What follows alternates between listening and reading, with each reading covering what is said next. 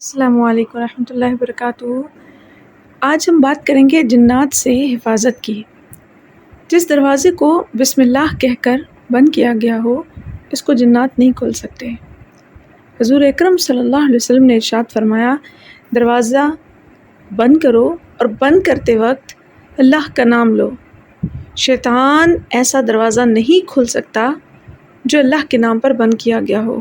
ابو داؤد اور مسند احمد دونوں میں موجود ہے۔ پھر آتا ہے کہ بیت الخلاء میں داخل ہونے سے قبل دعا پڑھنے سے جنات سے حفاظت ہوتی ہے۔ نبی کریم صلی اللہ علیہ وسلم نے فرمایا کہ قضائے حاجت کی جگہیں بیت الخلاء ایسی ہیں جن میں شیاطین حاضر ہوتے ہیں۔ تم میں سے کوئی شخص قضائے حاجت کی جگہ یعنی لیٹرین میں، بیت الخلاء میں داخل ہونے لگے تو یہ پڑھ لے، اللہم انی اعوذ بک من الخبث والخبائث۔ جمائی کے وقت پر منہ پر ہاتھ رکھنے سے جنات سے حفاظت ہوتی ہے۔ اب نبی کریم صلی اللہ علیہ وسلم نے فرمایا، اللہ تعالیٰ چھینک کو پسند کرتا ہے اور جمائی کو ناپسند کرتا ہے۔ جب تم میں سے کوئی چھینکے تو الحمدللہ کہے۔ سننے والے پر بھی یوں حق ہے کہ یرحمک اللہ کہے، یعنی تم پر اللہ رحم فرمائے۔ جمائی شیطان کی طرف سے آتی ہے۔ تم میں سے جب کوئی جمائی لے تو حتی الامکان کوشش کرے کہ اس جمائی کو روک لے۔ جمائی کے وقت منہ کھول کر ہا کی آواز نکالے۔ اس آواز نکالنے سے شیطان خوش ہوتا ہے۔ جب تم میں سے کوئی جمائی لے تو اپنا ہاتھ منہ پر رکھ لیا کرے، کیونکہ شیطان جمائی کے وقت ساتھ ہی اندر گھس جاتا ہے۔ سورہ بقرہ پڑھنے سے بھی جنات سے حفاظت ہوتی ہے۔ نبی کریم صلی اللہ علیہ وسلم نے ارشاد فرمایا، اپنے گھروں کو قبریں نہ بناؤ۔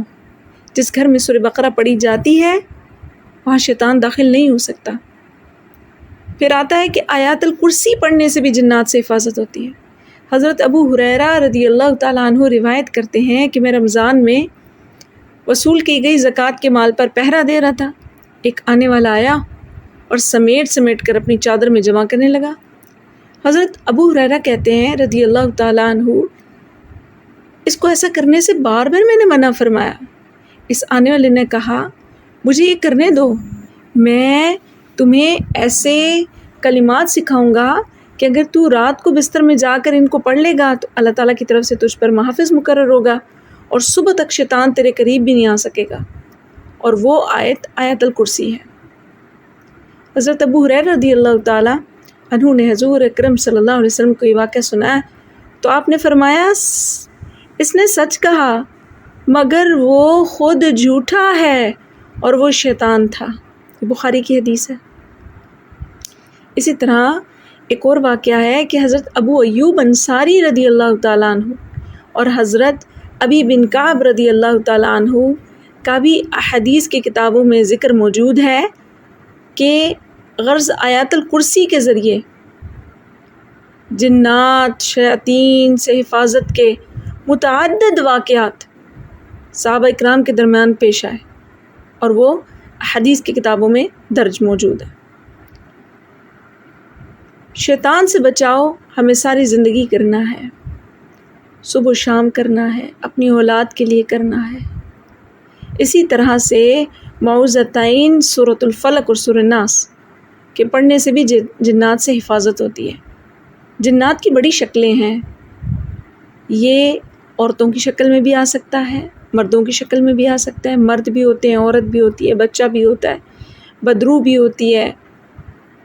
ہر قسم کے جنات ہوتے ہیں، چھوٹے ہوتے ہیں، بڑے ہوتے ہیں، مختلف اشکال کے ہوتے ہیں، مختلف قبیلوں کے ہوتے ہیں، کچھ تنگ کرنے والے ہوتے ہیں، کچھ چمٹ جانے والے ہوتے ہیں، ان کی نظریں بری ہیں، ان کا دیکھنا برا ہے۔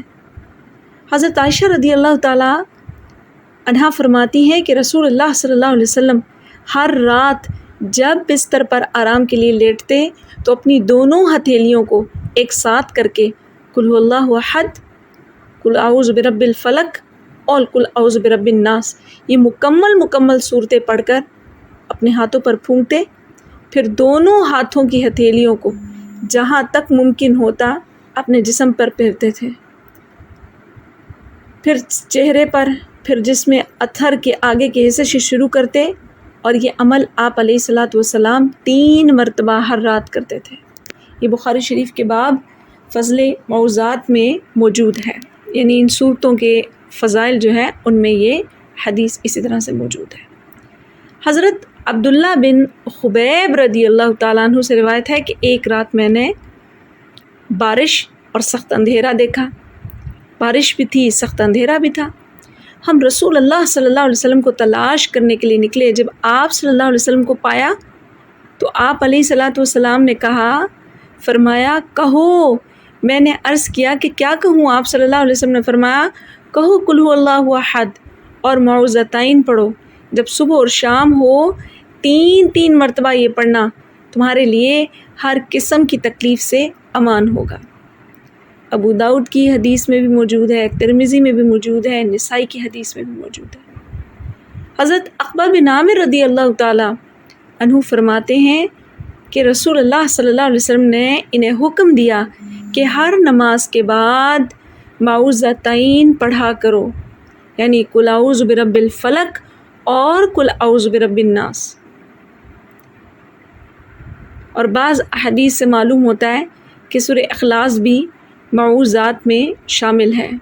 یہ حدیث بھی صحیح مسلم میں موجود ہے۔ اس سے معلوم ہوتا ہے کہ انسان اپنی حفاظت کے اقدامات روزانہ کرتا رہے، صبح و شام کرتا رہے، کیونکہ ہمارے ارد گرد ایسی مخلوقات موجود ہیں جن کو ہم آنکھوں سے نہیں دیکھ سکتے۔